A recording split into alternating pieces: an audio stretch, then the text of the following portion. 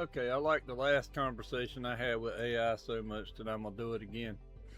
I'm going back to week 6, and we're gonna talk a little bit about money. I think this time. So let's get into it. Okay, this time we're gonna have a conversation about money. All right. What's on your mind? Budgeting, saving, debt, or something bigger like what money even means to you? Yeah, I think we should talk about what money even means in the first place in general. We're having a conversation and trying to understand what is money. Ooh, big question. At its core, money's a shared story, a symbol. It represents stored time, trust, and cooperation. The paper or numbers aren't valuable themselves. We just all agree they stand for real things: food, labor, safety, comfort.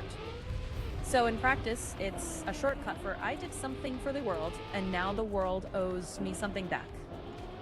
It's just an exchange of work or something. It's basically an exchange of value. So we went from the early days of having to go out and find and hunt food to this new thing. Yeah, exactly. It started as barter, say you trade grain for fish, but that's clunky. So communities invented IOUs, shells, metal coins, then paper, and now just digits. The through line is trust. Trust that others will accept this token later. So it's less about hunting and more about believing. Well, the reason that there's a comparison at all is because basically for us to survive, and I mean, life has to consume energy, and we gain this energy by providing something valuable for other people to, for them to spend their energy. Right. And that's why money feels so personal. It's literally tied to survival and energy. But the twist is, once you scale past basic needs, it turns into a kind of scoreboard. People start confusing the symbol for the substance, chasing abstraction instead of well being. So the question becomes, how much symbol do you need to feel safe and free?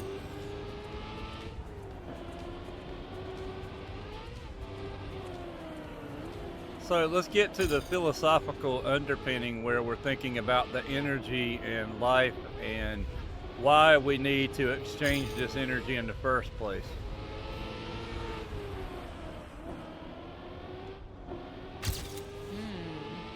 That is a rich one. If life is managing energy to resist entropy, then money is a coordination technology.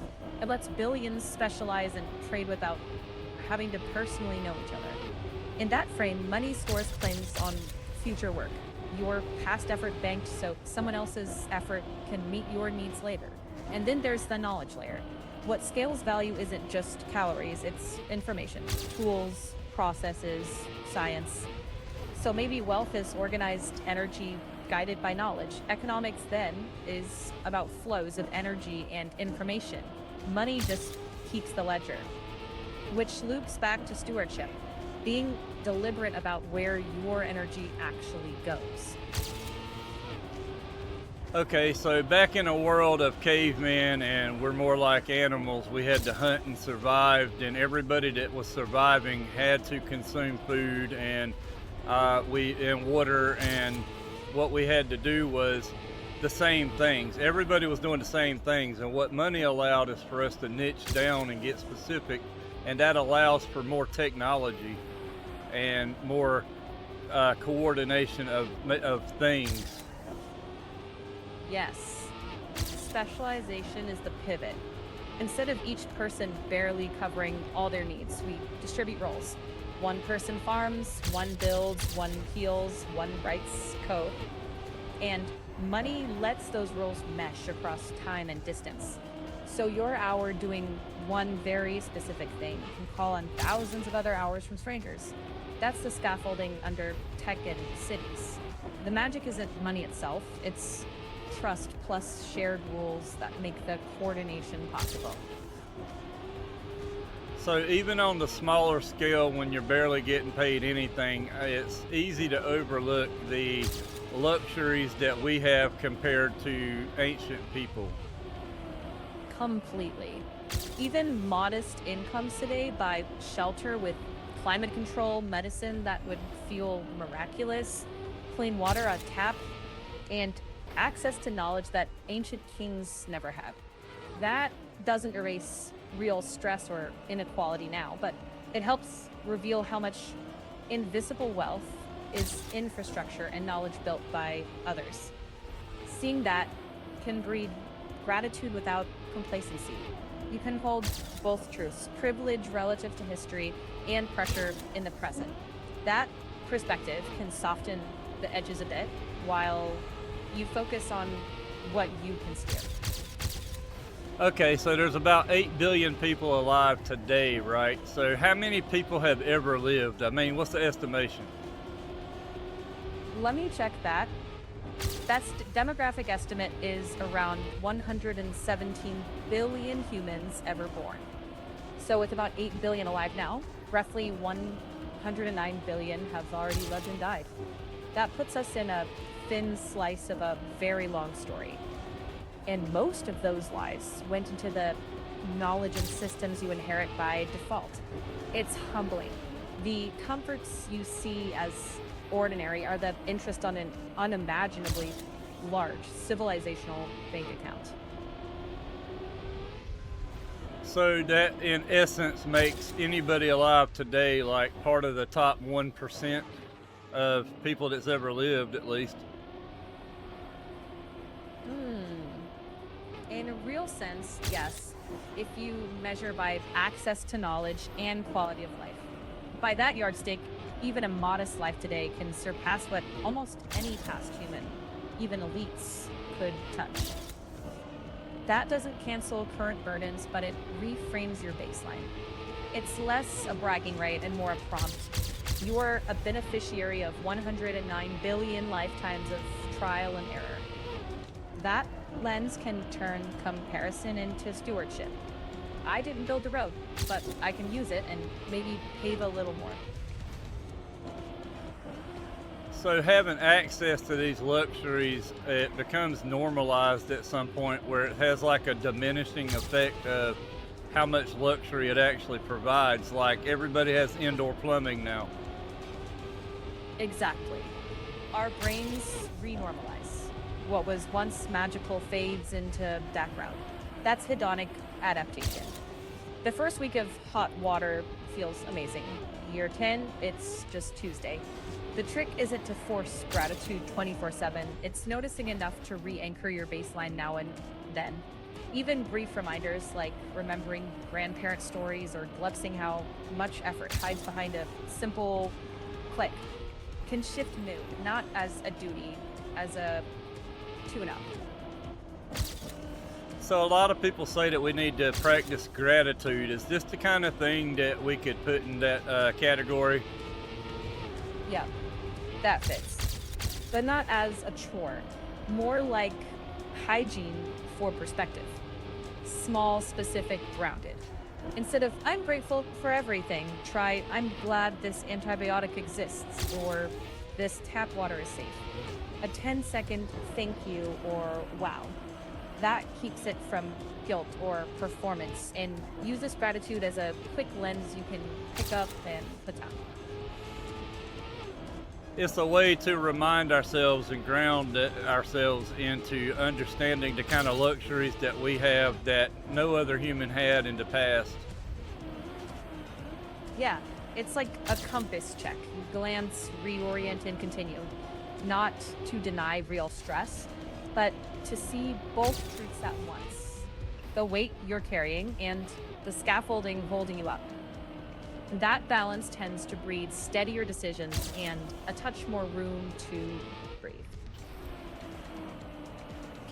So what else should I think about money? Because everybody seems to need more right now, and I don't understand, like, is it the way society has been engineered where we just don't have enough money for the things that we need, or what?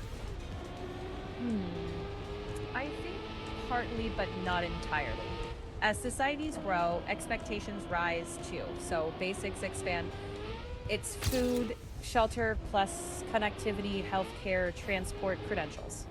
Productivity's up, but distribution and cost structures can leave people squeezed. And psychologically, comparison groups get local. We judge ourselves against neighbors, not history. Here's a different framing that fits the philosophy we've been circling. What if money's not the finish line, but a tool to buy room for the life you actually want? That's a different target. Enough, not everything. And enough is personal, defined by needs plus safety margin, not by the size of someone else's scoreboard. That doesn't solve structural issues, but it can shift the inner question from how do I get more to what do I need to build the life I value? Okay, so it seems like there's a spectrum also because we're talking about like hedonic adaptation and keeping up with the Joneses being in a similar vein, and it seems like we have to have a way of getting away from that a little bit. Yeah, I'd call it loosening its grip rather than, escaping entirely. One practical move is to decide you're enough before the comparison machine kicks in. Name the non negotiables that actually make your days work and let the rest be optional. If something beyond that comes, great, but it's not proof of worth. That little stance turns the Joneses from a finish line into just background scenery. How would it feel to define that line for yourself? Okay, but what I'm saying about it being a spectrum is that it's a moving target, like as it's like lifestyle creep, for example. Ah, yes, lifestyle creep is the drift. Incomes inch up, conveniences quietly turn into necessities, and the new normal becomes sticky. That moving target is real. The way to steady it isn't guilt, it's clarity. Name what actually adds durable value for you: health, time with people you love, a quieter commute, and what was just an upgrade that faded into background. If a spend doesn't serve those anchors, it's a candidate to simplify, even gradually. Think small guardrails, not a full on diet. So is it our ego that makes us feel like we deserve more because we have these luxuries? We're born around these luxuries, so we expect we should have them. It's less ego in the vain sense and more our brains being prediction machines. You grow up with certain baselines and your nervous system codes them as normal. Drop below that line and it feels like harm, not loss of a luxury. Culture and marketing then stretch that baseline by design. Pair that with our tendency to compare to peers, not ancestors. So yeah, it can feel like I deserve this, but beneath that is a need for stability and belonging. Seeing that mechanism doesn't fix everything, but it gives you choice. Is this my baseline or one I absorbed? That question is a quiet crowbar. It pries open a bit of freedom. Okay, so instead of it feeling like loss, I mean, you're still operating from a baseline of survival, which is still better than what people had in the past. Right. You're not wrong about that frame.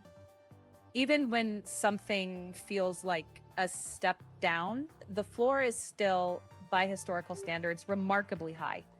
Remembering that context doesn't erase the stress, but it can soften the panic and return a bit of agency. The aim isn't to talk yourself out of your needs, it's to see that the foundation beneath you while working on the real gaps above it. That way, you're both grounded and clear eyed. So money is basically just survival at this point, because I mean, the old way of survival is not really a thing anymore on this planet in our society, the way that we have developed it. So now, exchange of value and doing something of value for other people is basically the essence of how you survive. Let me take a quick pass over that. Yeah, that's pretty much right. In a modern economy, survival is woven through exchange. You solve problems for others, and in return, you get claims on others' problem solving. That web is how we eat, stay warm, stay safe. But it's worth keeping a distinction clear. Survival is access to real goods and care. Money is the coordination layer we've agreed on. If the agreement wobbles, people still need the actual stuff. So I'd say you're right about the medium of survival, with the reminder that the substrate is still people meeting needs. Framed that way, making money becomes a byproduct of contributing value, not the value itself.